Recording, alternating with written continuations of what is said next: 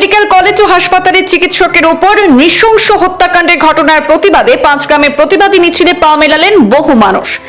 রবিবার সন্ধ্যায় পাঁচগ্রামে প্রায় 5 শতাধিক নারী পুরুষদের এই প্রতিবাদী মিছিলে মহিলা চিকিৎসকের নৃশংস হত্যাকাণ্ডের সঙ্গে জড়িতদের কঠোর থেকে কঠোর শাস্তির দাবি জানানো হয়। বৃষ্টি উপেক্ষা করেও সমাজের নানা শ্রেণীর পেশার মানুষ এই ঘটনার প্রতিবাদ এবং দোষীর কঠোরতম শাস্তির দাবিতে প্রায় 1 কিলোমিটার পথ অতিক্রম করেন। আজকে মিছিল সিদ্ধেশ্বর শিব মন্দির থেকে শুরু করে শিলচর করিমগঞ্জ 37 নম্বর জাতীয় সড়ক হয়ে ধলেশ্বর এবং পাঁচগ্রাম নতুন বাজার পরিক্রমা করে মিছিলে গিয়ে শেষ হয় ভাষা শহীদ বেদিতে। প্রতিবাদী মিছিলে সামিল ছিলেন পাঁচগ্রামের বিভিন্ন শ্রেণীর মানুষ, 5 শতাধিক মহিলারাও। কলকাতার ঘটনার তীব্র ভাষায় নিন্দা এবং ধিক্কার জানান সকলেই। এই ঘটনার যাতে পুনরাবৃত্তি না হয় সেজন্য দোষীদের কঠোরতম সাজার দাবিও জানান মহিলারা।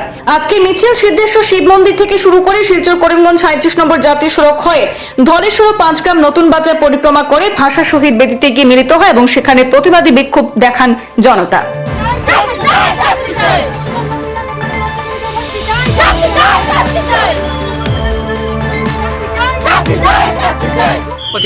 এই তো এই যে পশ্চিমবঙ্গে যে ডক্টররা হত্যা করা হয়েছে নির্মমভাবে প্ল্যান করিয়া, তার জন্য আজকে আমরা এইটা করলাম যাতে তাই মানে যে ডক্টর দিদিটা আছে তাই যত জাস্টিস পায়।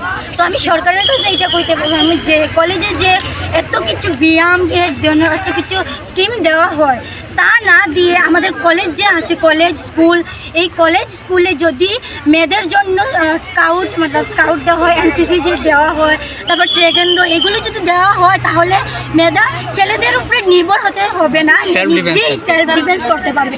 রাত্রে একলা বেরোতে হবে। আমি সবের আগে এটার জন্য সোসাইটি এবং প্যারেন্টসদেরকে বলবো যে তোমরা মেয়েদেরকে যখন 5টা বাজে, সন্ধ্যা 5টা বাজে, তখনই তোমরা বলো কি তোমরা মেয়ে হয়েছে, তোমরা ঘর থেকে বেরোতে পারবে না, এটা বলো না। তাদেরকে সাহস দিও, মেয়েদের সাহস আছে, কিন্তু যদি তাদের প্যারেন্টস সোসাইটি তারা যদি একটু সাপোর্ট করে তো মেয়েরা নিজেই সেলফ ডিফেন্স করতে পারবে, তারা নিজেই লড়তে পারবে। তাদের একটা বাবা ভাই তাদের উপরে নির্ভর করতেই হবে না, তারা নিজেই নিজের লড়াইটা লড়তে হবে। তার জন্য বাইরে কলেজে যেতে হলে, টিউশন রাত্রিবেলা যেতে হলে তাদেরকে একটা ছেলেকে সাহায্য লড়তে হবে না, তারা নিজেকে সেলফ ডিফেন্স করতে পারবে, একলা বেরোতে পারবে, একটা ছেলের সাথে কথা বলতে পারবে। এমন সহযোগিতা করলে আমরা মেয়েরা নিজের পরিবাররা যদি মা বাবারা যদি মেয়েদেরকে বলে না তোদের সাথে আমরা আছি, তোরা যা বারো, তাহলে মেয়েরা নিজেই হয়।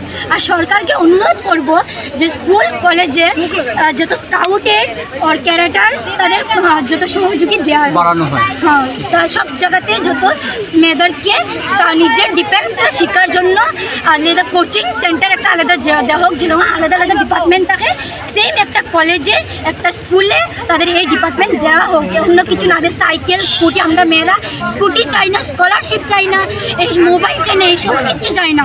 পরীক্ষাতে ভালো রেজাল্ট হলে যে আমাদের এইসব দেওয়া এইসব কিচ্ছু চাই না, আমাদের সিকিউরিটি চাই। আর সিকিউরিটি পুলিশ কারণ একটা পুলিশও এরকম রাক্ষসের মতো কাণ্ড করতে পারে, তাহলে পুলিশ দেবে না। তাই একটা কলেজে স্টুডেন্টের যাতে মেয়েরা যাতে নিজের পড়াশোনা ছাড়াও অন্য একটা অ্যাক্টিভিটি রাখতে পারে, এইরকম কিছু একটা সহযোগিতা এমন একটা সুবিধা দেওয়া হোক। আমাদের এই মিছিলটা করার একটা উদ্দেশ্য যে কলকাতা আরজি মেডিকেল কলেজের মমিতা দেবনাথকে যে হত্যাকাণ্ডে করা হয়েছে, এর জন্য আমরা মহিলারা আজকে সব বাহির হইয়া একত্রিত হইয়া আমরা ঘর থেকে বাহির হয়ে আইছি। আমরা তো মহিলা, আমরা মহিলা স্বাধীনভাবে বাঁচতে চাই। আমরার উপরে এত অত্যাচার যে চলছে আমরা এগুলা মানতে চাই না। আপনাদের কি দাবি রয়েছে?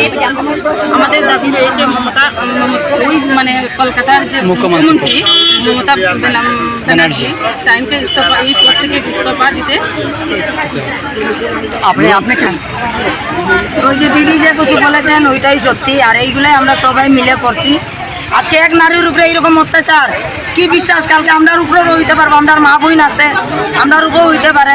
এই জন্য আমরা এই র্যালিটা ইয়েটা আমরা করছি, আর আমরা মিটিংটা করছি। আমরা চাই যেটা ভারতের প্রত্যেক নারী মা বোনরা ভাই বোন সবাই মিলিয়ে এটা একটা ইয়ে করো, প্রতিবাদ জানাও, তাকে আমরা সবাই মিলিয়ে আমরা স্বাধীনভাবে যেটা স্পেশাল আর কি মারা বোনরার জন্য এই কথাটা আমি